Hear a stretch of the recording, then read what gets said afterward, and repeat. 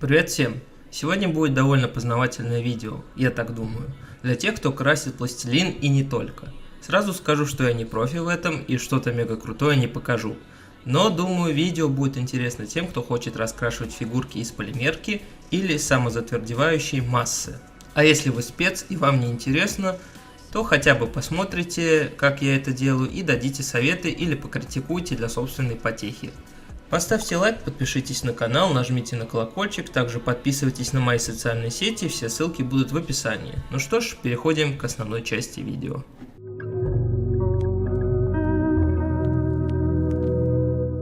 Подготовительный этап.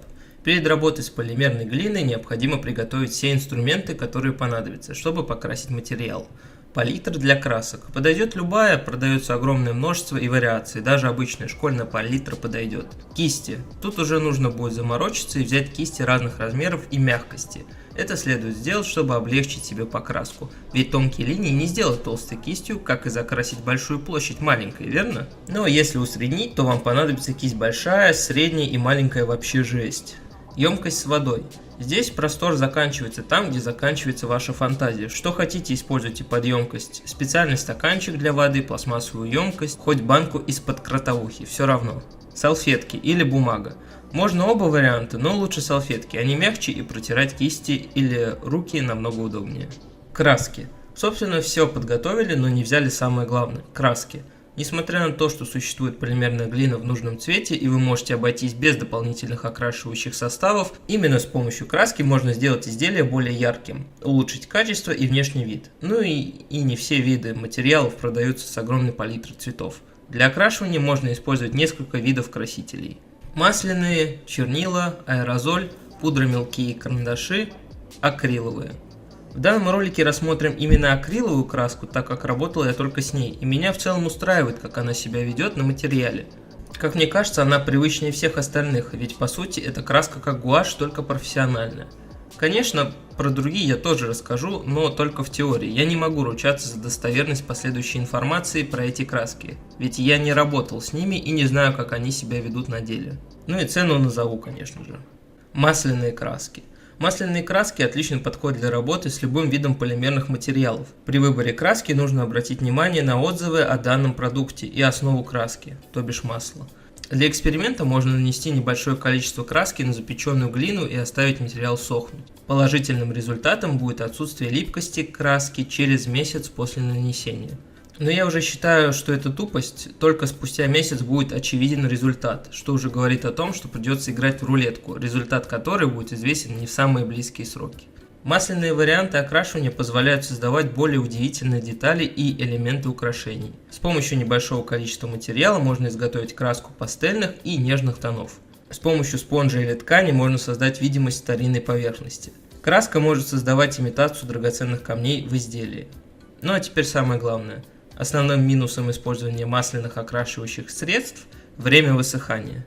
Период полного высыхания может занимать до 6 месяцев, в зависимости от величины изделия и количества используемого материала. Мое мнение, данную краску брать нужно терпеливым и неторопливым людям. Также цена одного недорогого тюбика краски составляет 177 рублей. Исходя из этого, придется достаточно потратиться, чтобы купить хотя бы основные цвета. Или можно купить набор с более маленькими тюбиками за 921 рубль, но опять же недешево выходит. Чернила.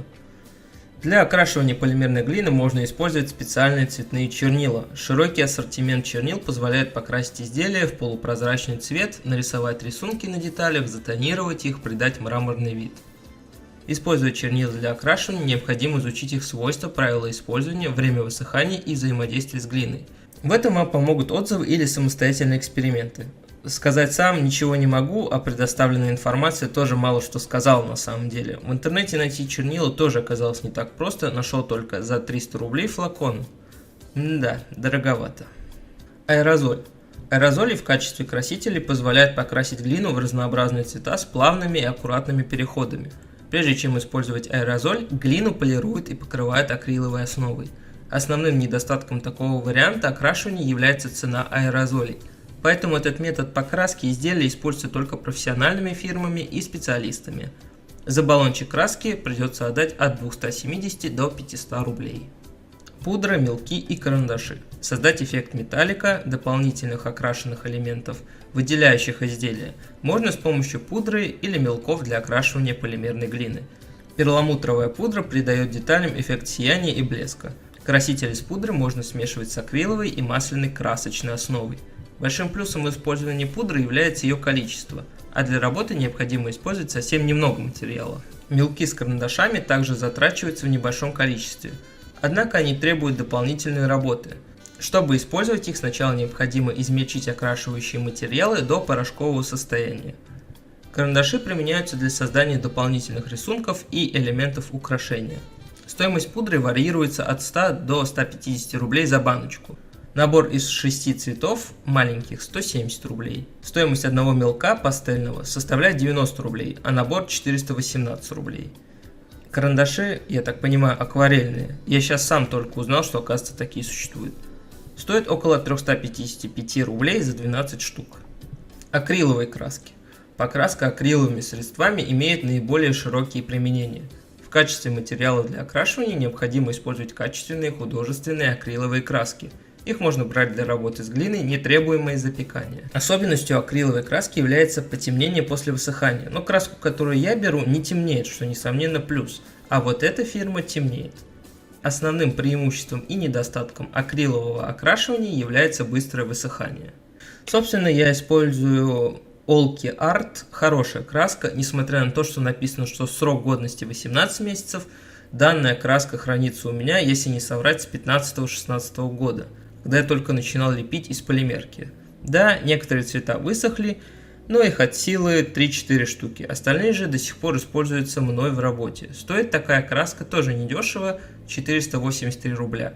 Но это хоть стоит своих денег. Некоторые цвета расслаиваются в баночке, опять же это не беда. Их можно просто перемешать зубочисткой, и они опять будут как новенькие. Мне один раз даже удалось не до конца высохшую краску восстановить.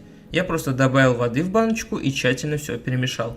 Вот только с другими тремя это, к сожалению, не сработало, ввиду того, что они высохли окончательно. Минус в данном наборе красок есть незначительный, это отсутствие обычного зеленого цвета.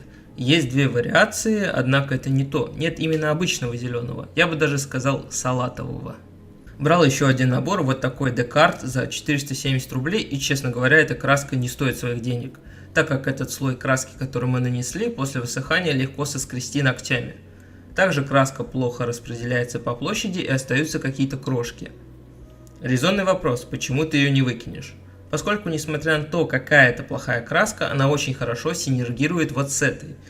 Если мне нужен цвет посочнее или тот, которого у меня нет, я просто мешаю эту краску с этой и, как ни странно, она становится нормальной.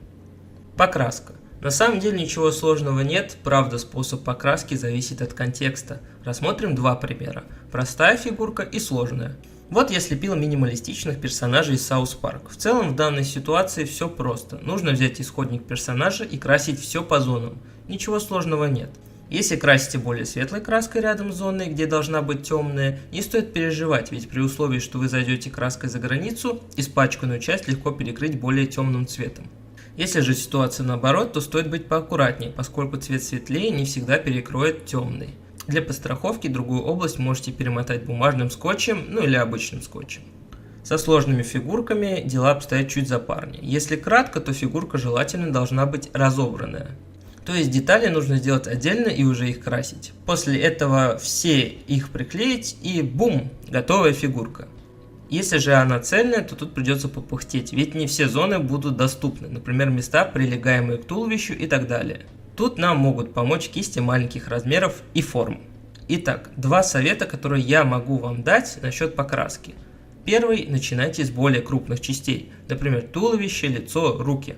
Красьте их более масштабно, то есть не боясь, что зайдете за данную область в другие, но не перебарщивайте с этим. Тем самым вы достаточно покрасите одну часть, а потом другими цветами перекрасьте уже более мелкие части. Второй. Если более темные тона попали на те места, где должны быть светлые, и не удается перекрыть светлым цветом, попробуйте нанести его на несколько слоев. Дайте первому высохнуть, а затем следом нанесите следующий. Повторите данную манипуляцию несколько раз. В том случае, когда такой вариант не прокатывает, используйте другой. Возьмите наждачную бумагу и снимите слой краски в нужном месте. После зачистки места можно спокойно покрасить необходимую область нужным цветом. Вроде рассказал обо всем, что знаю, и показал, как я крашу. Результат вы можете оценить и написать свое мнение в комментариях. Еще можете написать каких-нибудь лайфхаков для покраски, которыми вы лично пользуетесь или которые слышали. С вами был Blackbox, спасибо за просмотр, подписывайтесь, ставьте лайки, колокольчик прожмите и в соцсетях подпишитесь. Короче, вы поняли все. Всем удачи, всем пока.